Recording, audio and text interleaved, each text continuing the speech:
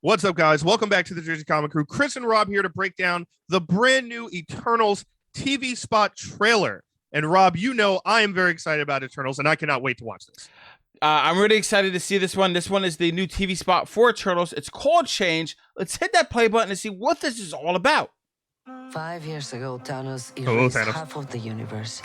Put the people I'm loving the MCU Eternals connection. Everyone back with a snap of a finger. Humanity once believed we were gods. Fight scene? Kneeling? With what this planet now faces, Who's she talking to? they will believe I don't know. again. That's a Deviant. Monsters. Eternals assemble. Eternals assemble like that. Ooh, that was cool, that little was blasty balls. That was good. Shank. Ooh, Dina's gonna be badass. Only theaters November That's 5th. it? Wow. Right. Okay. I feel gypped. I need more. Initial reaction, Rob. We saw very much focused on Ajax kind of explaining or beginning to explain this connection with the MCU. Yeah. What I'm thinking right now, we see that quick shot of her kind of in this like dark area in her full kind of headgear and everything. In the comics, she's kind of this conduit between the Eternals and the Celestials in a way of so like she links them.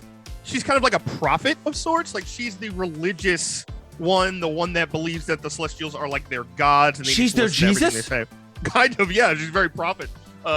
Jesus, Muhammad, whoever the hell you want to call it, Stan Lee. So like she is the one who kind of belays the information to the Eternals because the Celestials talk in like some other language.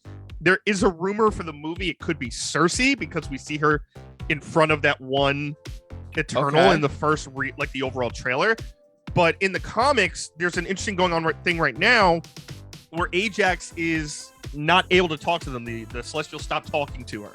So I wonder if this could be connecting to the MCU of why the Eternals weren't around for Thanos, weren't around, throughout this whole time, but they've somehow been on Earth and hiding. If it was like the Celestials like stopped talking to them, stopped giving them orders, so they had to go into like, their little catacombs and in their machines where they're just kind of hibernating per se. So is that why they weren't like able to help and do everything else? I know they said not to intervene because like of human human errors unless like the Deviants were involved, right? Mm-hmm. And I guess they're not talking to Celestials. Is that why? But like, is it Thanos part Deviant?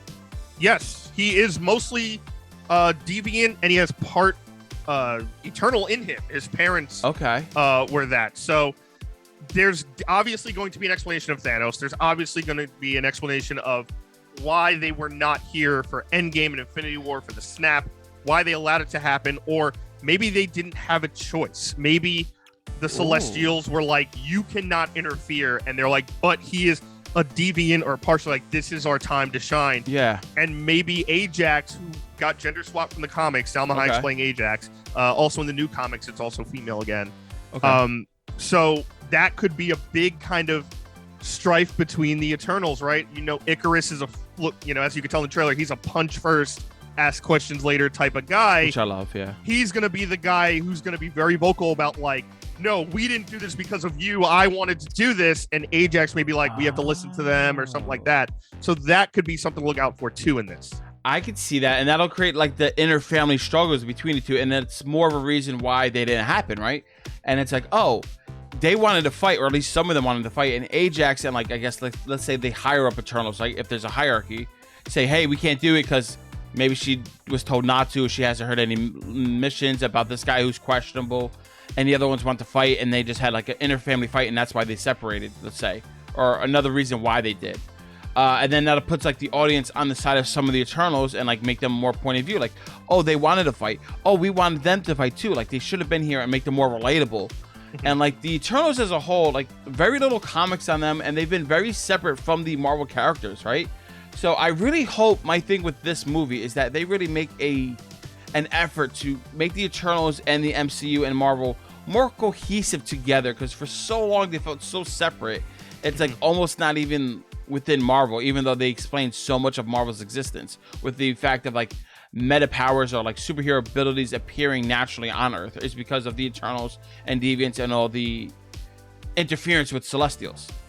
No, you're absolutely right. And there's not even 100 issues of Eternals dating back to their origin with Jack Kirby. And for some, that may sound like a lot, but guys, in comics, like in Spider-Man, we're at like 875. Yeah.